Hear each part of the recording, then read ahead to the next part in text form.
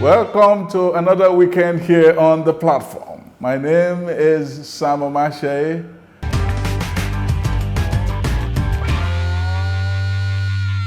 A fever has caught the two gladiators of Nigeria, and it is the shiver of hope. What ails the country dwarfs the turmoil within the APC and PDP. No one is thinking what some call the third force, because Nigeria's political elites are entrapped in the binary of an alternative without an option.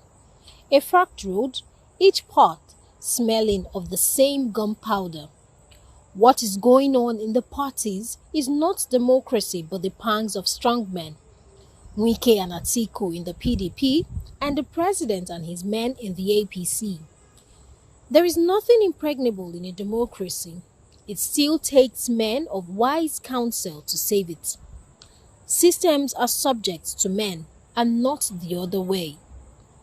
Just as Tambuwal intervened for PDP, the APC heads into a void if it maintains its hubris.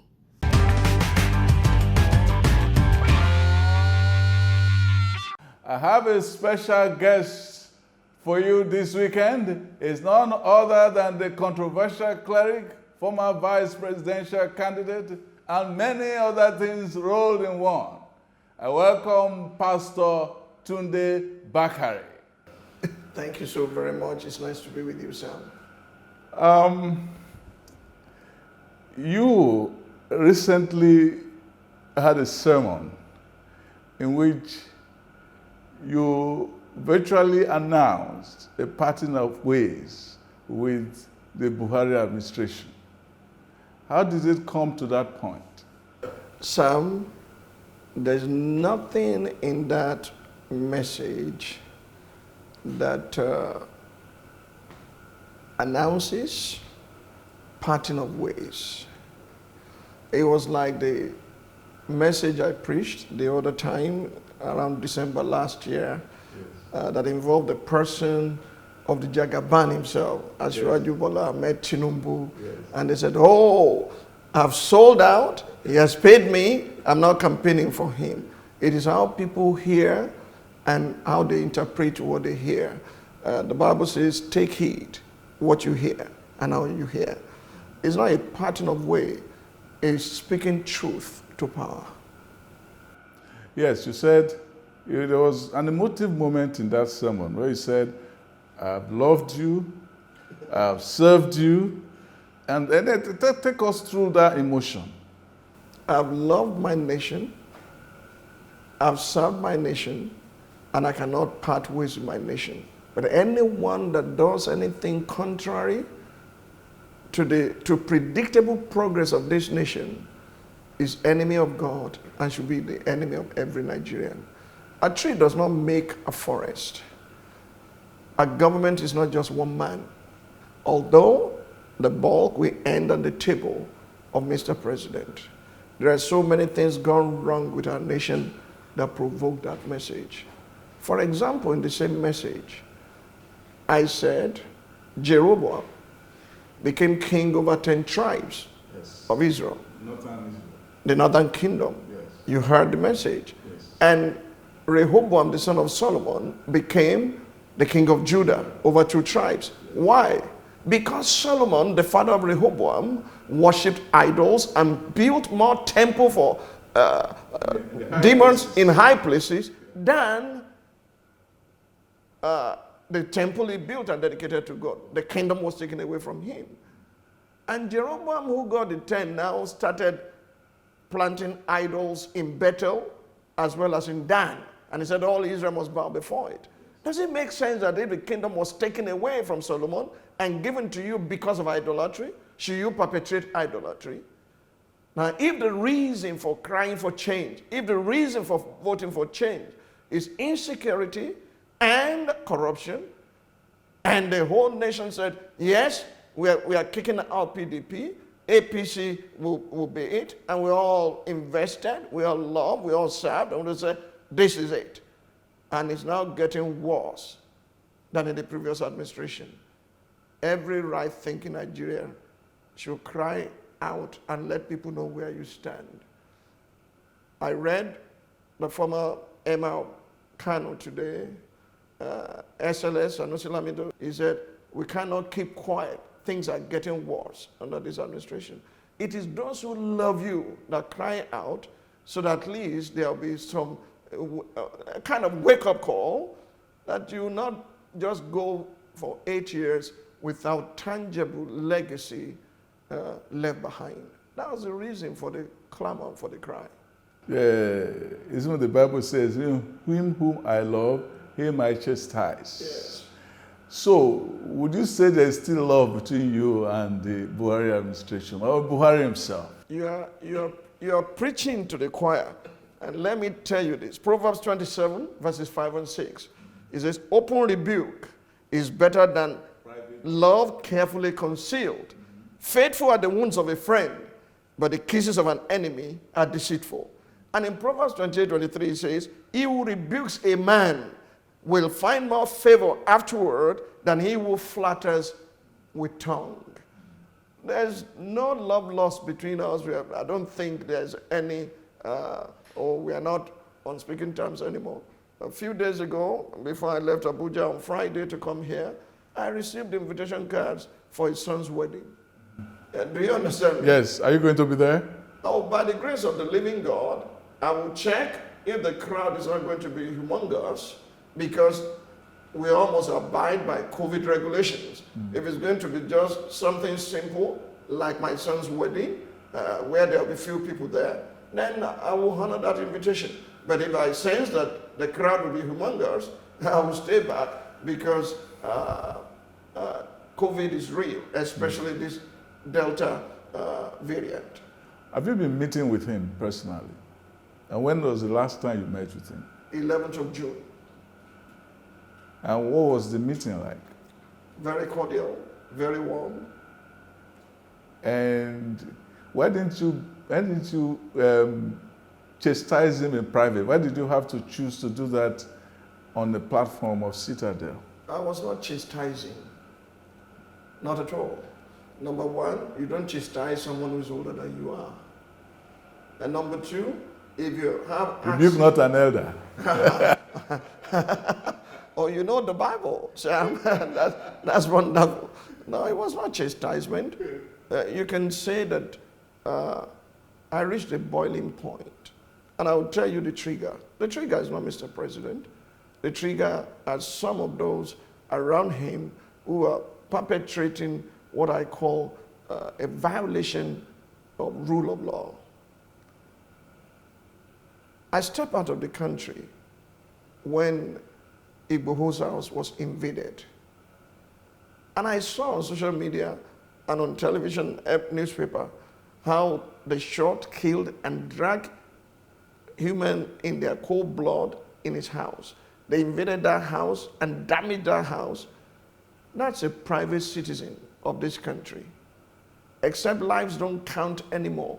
If he has done anything to violate any law, you follow the due process of law, arrest him, and prosecute him. Nobody is saved. In a society where security men can invade your house, why do they give you a warrant of arrest? That was a trigger. That could happen to anybody. And if you don't rise up to condemn, it will continue. He's a citizen. And the office of the citizen is the highest office in the land, because sovereignty belongs to the people, not to Mr. President, and not to any governor. That's the reason for my cry, not any other thing. In that sermon too, you insinuated that there was a plan to come after you and that you were ready. Well, if you know what I was confronting, if you listen attentively to that sermon again, I said, get away from me, get away from me. Yeah. Ancient altars that are receiving blood of our citizens. Enough is enough. Remember, I was preaching about Jeroboam, that when the young prophet from Judah came, he commanded, by the word of the Lord, for those ancient altars that he was sacrificing incense upon to be split asunder. And as he poured out, that was what I was addressing. The too many occult and occultic activities in our land just to get power and to retain power. It's evil. And you really do not know who is in charge of governance anymore, because unto whom you yield yourself, you are the servant thereof. If you yield yourself to God, you are the servant of God. If you yield yourself to ancient devils, you become a servant of devils. Now, you didn't get into, because people read that statement to mean that the government was going to come at you personally for something. Well, if I've committed any blunder, if I've committed any crime, they will be at liberty to do that. If I'm not, I retain my rights as a citizen to express my thoughts, and that's what I've done. And remember, it's not the first time I will speak out in this nation. So there are those who concluded long ago, Bakare cannot speak, he's been settled, he has eaten, he's full, he can talk, they have bribed him. But you see, only one person had bought me. His name is Jesus Christ. And the price is paid is called in Greek, exagorazo, a price that cannot be matched by any other person, the precious blood of the Lamb. They said I sold to Ashwaji Bola Tinubu, I sold to this, I sold to that. I don't know who bought, and anybody who has given me anything behind the scenes should speak out. No, I'm not afraid of being arrested. It will not be the first time. Under Obasanjo, I was arrested at the airport and interrogated for hours. I was arrested under Abacha and taken to Directorate of Military Intelligence to be queried. So, but if they don't find any fault, they will release me eventually. And I'm not afraid of that at all. If I violate law, if I break any law, then they can come after me. If I've not violated any law, and you can see that nobody has arrested me yet, I'm a free citizen. You served as a candidate with Muhammad Buhari. As his running mate. I heard when you said presidential candidate. I was vice. No, that's a vice presidential candidate. That was another, yeah.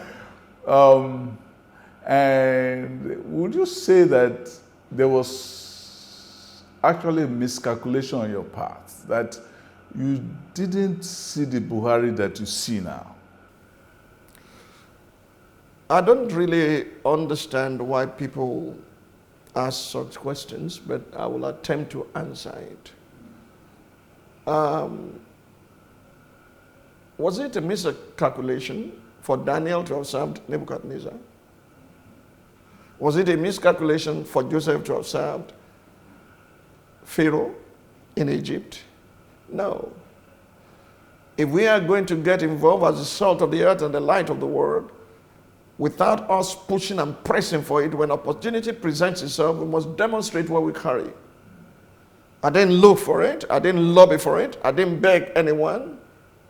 Because of my activities at Save Nigeria Group and other things, and I was asked, to be honest with you, I offered them somebody else at the beginning. Who was that? It will appear in my memoir. The first vice presidential candidate that they were going to have was my good friend, Jimmy Agbaje. Okay. And after that, I went to Pastor Deboye to please talk to Obieze Kwezeli so that he could run with him. Because I was heading a group then called Arrowheads. Yes. We were looking at possibility of just securing just one state to demonstrate what good governance is all about. And I was not ready for partisan politics, either to join a party or to become a candidate. But the group, some members of the group said, you have been pushing us, now this opportunity, demonstrate what you carry. And we prayed and were persuaded to be part of it, and we have no regret whatsoever. So it wasn't a miscalculation. And those who are saying, the Buhari you know and the Buhari now, Buhari is still Buhari. Buhari is Buhari yesterday, today, and tomorrow. As far as I know, there would have been changes in his life, definitely. From being a military head of state, he had expressed that over time himself, that this is no longer military era where your decree was law and whatever you say was final. That you have checks and balances. If we will let them function, the Supreme Court will play its role, and the Senate or the National Assembly will play his own role, so that checks and balances will not, will save us from being dictated to again by a dictator. Many people have said that Buhari has shown that he does not have the pan-Nigerian feeling, that he does not have the sense that Nigeria is a nation, that he acts as though he's working on behalf of a section of the country and a religion in the country and so on and so forth. And they said that they have accused him that it is all reflected in the way he makes his appointments. And in a recent interview, when he was asked, why are your appointments lopsided? He said it's not an issue of lopsidedness, that it was an issue of merit, that the people earned it. Some people have asked, if you say he earned it, you mean that only one part of the people enjoy meritocracy? Well, to be honest with you, Nigeria is a very complex country. And there are certain things that the law itself, or that we have embraced as law and as part of our constitution, the ground norm. For example, from every state, a minister must come. So there's nothing any president can do to say, from that state or this state, a minister will not come. So he's bound by that. And there are other areas where he will exercise his own discretion, like who will be his SSAs or SAs. He's at liberty to choose whoever he likes.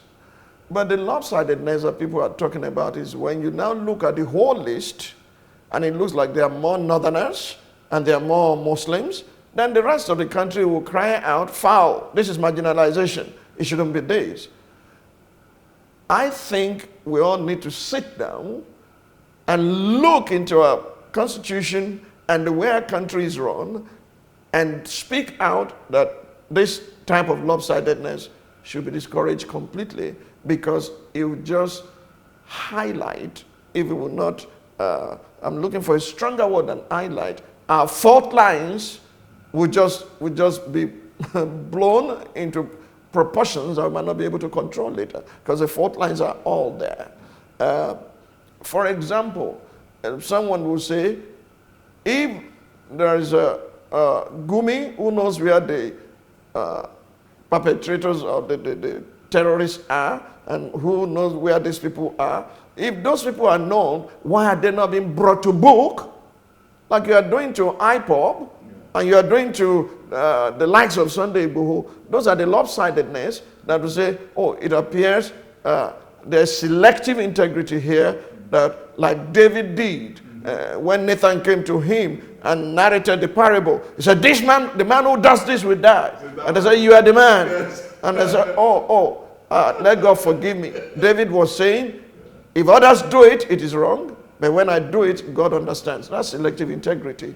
It cannot work well in a nation like Nigeria. And if there's any cry of my spirit today, is how best we can unite our nation and bring meritocracy in instead of what we see now. Because it appears now that right is not might. Might is right. When we were going to serve as vice presidential candidate, you were quoted as saying that Buhari is going to be number 15. I, meaning you, were going to be number 16, which means that you're going to be presidential candidate after Buhari. That's my fundamental rights as a citizen. But that was a prophecy. Does anything disqualify me? No, it doesn't. I'm a citizen.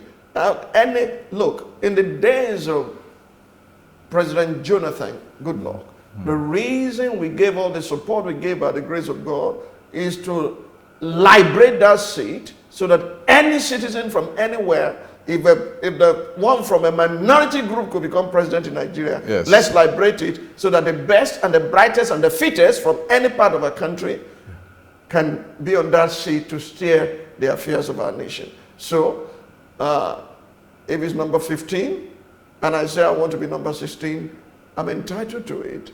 The electorates will determine whether I qualify or whether they want me or they don't want me. But we were not saying it as though, were you saying it as though it was your entitlement or as though it was a prophecy? No. Anybody who says it was, I said, thus said the Lord, that person should go and check their accounts well. By the way, what led to number 16 or not number 16 was the pressure put on me by certain people to run with Atiku Abubakar in 2015. Yes. And I said, if I'm going to be number 16 because Buhari is 15, if I team up with him, he will become 16 and I'll become 17. That was where it originated from. And it became, but it's fine. I mean, if Nigeria wants me, I will be too glad to serve. Would you still want to be president of Nigeria? Would I want to be president of Nigeria? Yes. That's a serious question. Yes, it is. It's only one seat. You can do more with influence than you can do with power. I mean the soft power. Yes. For example, the access I had into the villa, either in the days of President Goodluck Jonathan or presently with President Buhari, you don't buy that.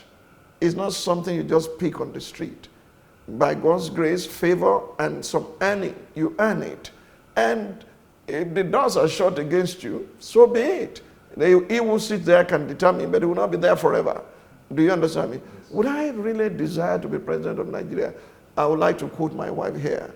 My wife said, anyone who will go into politics after Buhari is like jumping into hot water. And I said, it depends on what he covers his body with. And whether it comes in with an iceberg. So, honestly, I desire a Nigeria that works in my nation. And if the opportunity presents itself, by the grace of God, I will offer myself to serve. But if somebody else gets a seat, I will still offer to serve the person to the best of my ability, because it's not ambition. If it's destiny, it will come to pass. If it's ambition, you will have a lot of anxiety. The companion of ambition is worry and anxiety. The companion of vision is peace. If it's not going to bring peace, I don't want any of it. You also announced the new movement, Nigeria for Nigerians. Can you flesh that out? It will roll out very soon, and I'm keeping my powder dry. But the Nigeria for Nigeria movement is actually 2-in-1. It's first and foremost Nigerians for Nigeria. For years now, we have been going around in the world, in Australia, in Asia, in America, Canada, in Britain, in Europe, to stir up Nigerians that are part of our own territory of influence, that all that you have learned here, opportunity will present itself for you to bring it back home. So those are Nigerians for Nigeria. And it's Psalm 137. By the rivers of Babylon where we sat down, there we were when we remember Zion. And they said in verse 6, if I forget you, Jerusalem, let my tongue cling to the roof of my mouth. We are stirring up that patriotic fervor in our citizens abroad to know that Britain, America, Germany will not come to fix Nigeria. They must contribute their quota.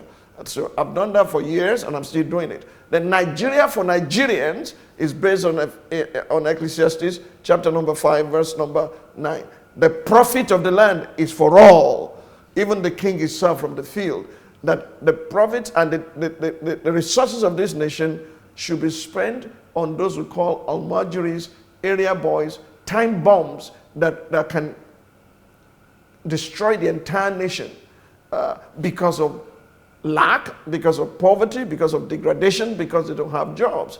Look at the army of jobless youths in this nation. That's a time bomb kicking that can all of a sudden lead into a conflagration. So we want Nigeria to be for Nigerians. I know that President Kennedy said, don't ask what your country can do for you, ask what your country can do for you can do for your country.